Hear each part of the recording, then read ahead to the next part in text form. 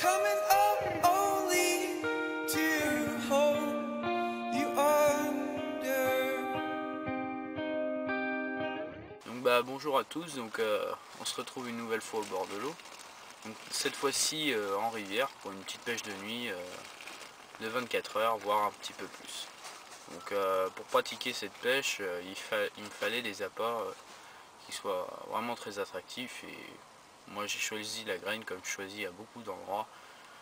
Bon, on n'a pas fait forcément de carpe, mais bon, on a fait des poissons, on a fait un joli barbeau cette nuit, et bon, voilà, donc c'est toujours ça, c'est mieux qu'un capot.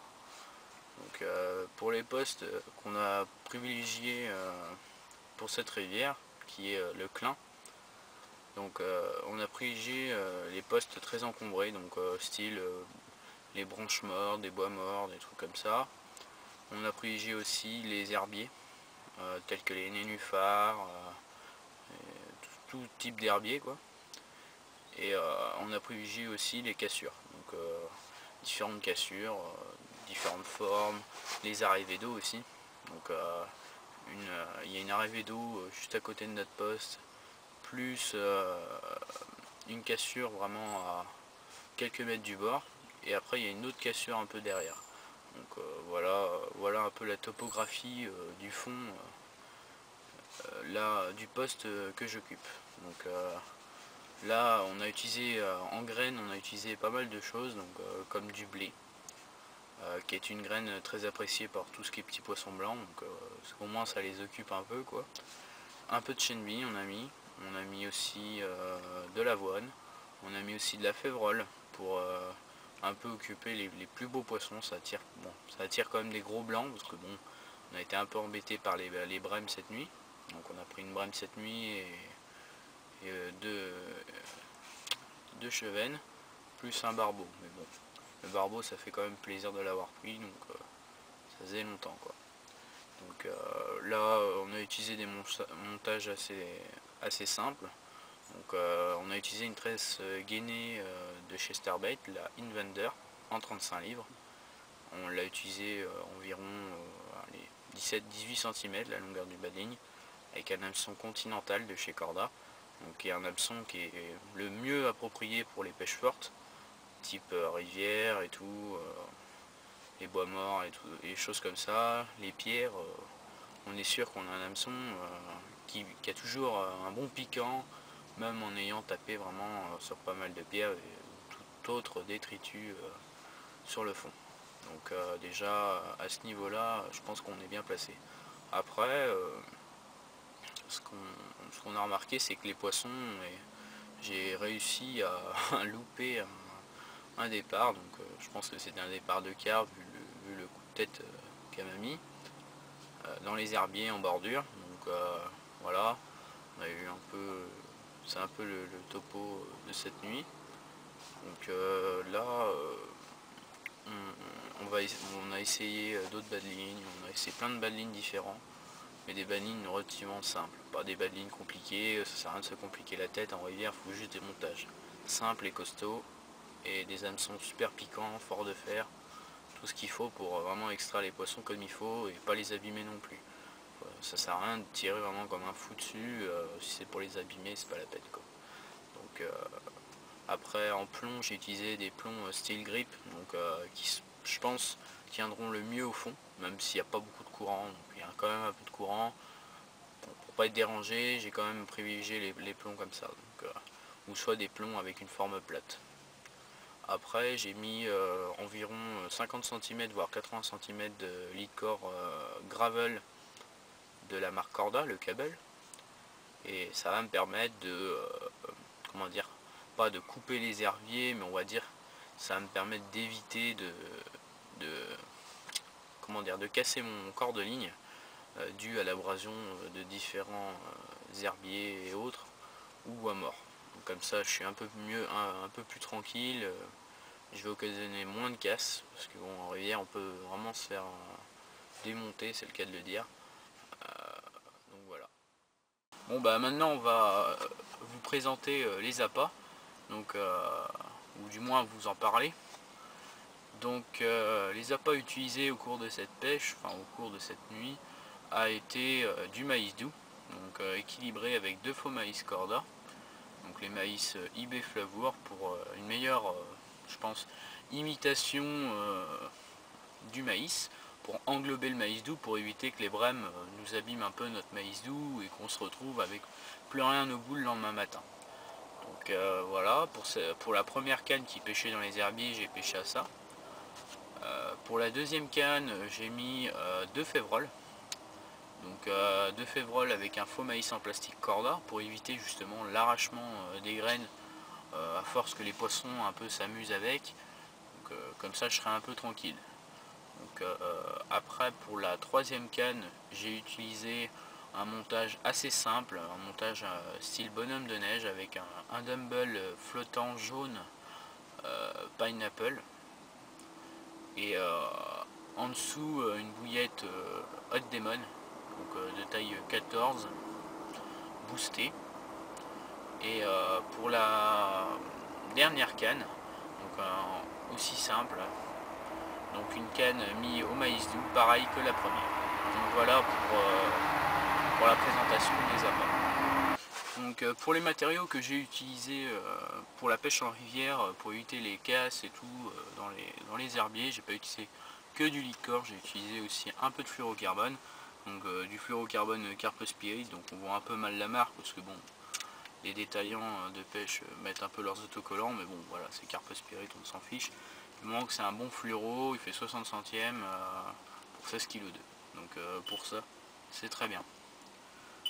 Pour le deuxième matériau, enfin le matériau qui était plus, on va dire, pour les bas de ligne, donc c'est une tresse gainée, c'est la Invander, 35 livres. Donc voilà le produit. Donc c'est un très bon produit que j'utilise depuis 2-3 ans, quoi, de quelques années, quoi. Et j'en suis vraiment très content. C'est une tresse que vraiment le revêtement, pour l'enlever, il faut vraiment passer dans les pierres, vraiment frotter vraiment sur la pierre pour vraiment que le revêtement s'enlève. Du moins j'ai rarement eu des tresses où le revêtement était vraiment enlevé ou même abîmé. Donc voilà, sachant que j'utilise des bas de ligne des fois assez longtemps. Si je casse pas, si je vois que l'hameçon pique toujours autant, bon, bah, les bas de ligne je peux en avoir pour au moins quasiment 3-4 mois. En termes de bas de ligne, j'utilise au moins des fois 3-4 mois le même bas de ligne, sachant que je l'utilise pas tout le temps. Ça dépend des conditions de pêche, ça dépend de l'appât que j'utilise, le cheveu que je veux avoir, enfin tout ça, quoi. Donc vraiment en termes de tresse, j'utilise aussi un peu celle-là, mais bon, pour la rivière c'est pas trop ce que j'utilise parce que je trouve ça un peu fin. C'est la GRC Cocon Gravel and Sand, donc j'utilise surtout pour les fonds sableux, les choses comme ça. Donc elle a elle aussi un revêtement, c'est une tresse aussi gainée. Donc cette fois-ci elle est en 15 livres, donc 6,8 kg de résistance pour cette tresse. Donc ça suffit très bien pour les plans d'eau. Donc les plans d'eau de toute taille, hein, pas forcément les lacs ou n'importe. Enfin, du moment que c'est pas trop encombré, cette tresse l'utilise vraiment assez bien et à peu près partout. À part si vraiment j'ai des pêches d'obstacles à faire. Où là j'utiliserai justement la Invander en 35 livres. Mais ça m'arrive quand même de trouver d'autres tresses qui seraient, je pense, le plus approprié d'utiliser une tresse en 35 livres de couleur gravel pour les pêches fortes dans les pierres.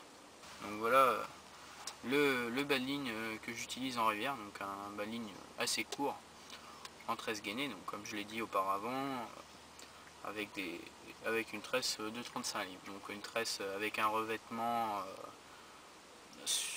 assez rigide, enfin pas trop rigide non plus, donc vraiment il se pose très bien sur le fond. J'ai utilisé un émerillon pour le raccord corde ligne nylon, donc enfin corde ligne tresse du bas de ligne. Donc voilà, un émerillon de baril tout simple, basique. Ça sert à rien d'acheter des émerillons vraiment de marque. Du moment qu'ils sont costauds, c'est le principal. C'est juste ça qu'on peut demander à un émerillon. Donc après, en hameçon, j'utilise un White Gape de capteur de chez Corda. Donc on voit, je sais pas si on voit très bien à la caméra. un hameçon qui est vraiment très bien. Donc j'utilise celui-là et j'utilise aussi le Continental pour quelques-unes de mes cannes. J'utilise aussi le White Gap car généralement je l'apprécie. Il y a vraiment un hameçon qui pique bien, il se présente bien dans la bouche du poisson et j'ai vraiment eu très peu de décroches cette année avec ce montage là. Donc le cheveu, la longueur du cheveu, j'essaye de l'adapter au mieux avec l'appât que j'utilise, donc que ça soit bouillette, pelet ou tout ce que vous voulez en fait. Donc vraiment je le fais assez serré, j'aime pas trop avoir trop long parce que je pense toujours que bon, je peux arriver sur des poissons un peu méfiants à décrocher. Donc en nœud j'utilise des nœuds assez simples, donc là un nœud de cuillère tout simple, donc comme c'est le nœud je pense le plus utilisé, qui est assez basique à faire, mais bon, j'ai jamais eu de soucis avec ça. Je brûle un petit peu l'extrémité, donc cette partie là, l'excédent en fait qu'on a du bas de ligne. Quand on serre notre nœud, voilà l'excédent, j'en laisse une petite marge quand même. Je veux pas non plus endommager ma tresse de bas de ligne. Donc là, pourquoi en fait je dénude? Alors au niveau du cheveu et au niveau de l'hameçon, c'est pour avoir une articulation. Pour que l'hameçon, en fait, si ça aurait été rigide comme des fluorocarbones, on aurait pu avoir des décrochages. Mais l'avantage du fluoro aussi, c'est d'éviter que le poisson n'arrive à éjecter l'appât. Donc c'est aussi pour ça que la tresse gainée, je l'utilise. C'est vraiment pour combiner les deux. J'ai eu beaucoup de résultats quand j'utilisais fluorocarbone combiné à une tresse pour la souplesse au niveau de l'hameçon, et bon, j'avais eu des casses au niveau des nœuds, donc j'ai passé avec une tresse gainée, je connaissais pas au début, donc voilà ce que j'utilise quoi.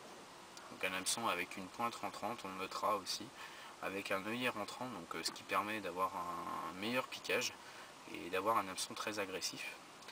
Donc je fais un nœud sans nœud tout simple, voilà, passer dans l'œillet tout simple quoi, enfin le truc de base. Et voilà. Je vais vous présenter l'aiguille que j'utilise tout le temps, donc à part quand les appâts sont durs, c'est l'aiguille de chez Corda, l'aiguille qui sert je pense pour faire les épaisseurs si je me trompe pas, avec un petit chat. Et l'avantage de cette aiguille, c'est qu'elle a une bonne ergonomie, donc elle est vraiment petite, mais elle est pas très grosse, donc ce qui est bien c'est qu'elle éclate pas les maïs doux. Moi qui pêche beaucoup à la graine, j'éclate quasiment rarement des graines, sauf quand j'ai des gros nœuds au niveau de la boucle du cheveu, mais autrement j'éclate jamais les appâts avec ça. Donc c'est vraiment l'avantage. Donc c'est un peu plus fragile, c'est un peu l'inconvénient qu'a cette aiguille. On va dire qu'elle n'est pas étudiée pour, donc elle est surtout étudiée pour faire les lits de corps. Donc après chacun utilise les produits de différentes marques à sa guise, donc l'utilise on va dire dans ses atouts, dans ses défauts, voilà. Donc pour l'aiguille, donc elle est assez souple, enfin pas vraiment souple, c'est pas ce qu'on demande d'une aiguille, mais bon voilà, c'est une aiguille qui est quand même relativement bien pour les graines quoi. Même les bouillettes quoi. Donc voilà.